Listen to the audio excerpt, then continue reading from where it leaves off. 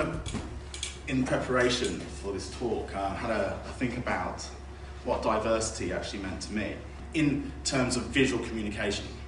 So, my inspiration for this was actually one of our clients. This was Vector, which is it does technology in schools. And I was looking at the covers of some of the work we put together, and I was seeing lots of diverse people, lots of black faces and mixed race faces, and flicking through the document. And this got me thinking in terms of, as people who, when we choose images in visual communication, what are we reinforcing, what are we contributing to? Is there a supply chain in terms of what we put out there, in terms of setting up positive or negative or stereotypical kind of visions of what people are? The thing that really interested me is mixed race. I have noticed, and this is again an observation, not fact, that I'm seeing more and more mixed race people in advertising. I'm seeing more and more mixed race people, maybe in lieu of black people. So that's interesting. So I was like, okay, what's that mean?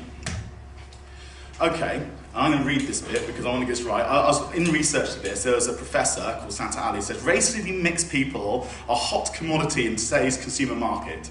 To be mixed race is as an ideal global culture that is anywhere. So what he's saying is that mixed race people somehow sit in this everywhere field, that we are exotic in a way, which is really handy. From a commercial perspective. Maybe that's why you're seeing more and more mixed race faces. When I cycle home, I cycle up the Old Kent Road. And on the Old Kent Road, you have this ginormous, huge, I don't know, gazillion sheet poster. It's huge. And it's this girl. And she's the girl of Marks and Spencer's. This, I don't know if you've ever seen the trailer for a movie called Precious. And one of the lines that really, really got to me was this one, which is, I wish I had a light-skinned boyfriend with real nice hair. So, the diversity dividend. There is some kind of equity in being racially diverse. There is some kind of equity in terms of it engages people in a way which is interesting. It engages in a way which is actually relevant to the people you're talking to. But also is a risk in terms of maybe you're setting up a paradigm saying black people are always hard to reach because every time you read something about hard to reach people, there's always a black face on it.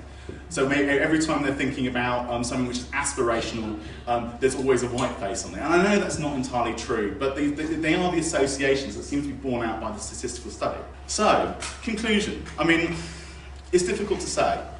Am I happy that there are black faces, mixed race faces in design and materials? Absolutely. What I'm concerned about, and something which I'm actively thinking about, is to what extent are we using those faces cynically?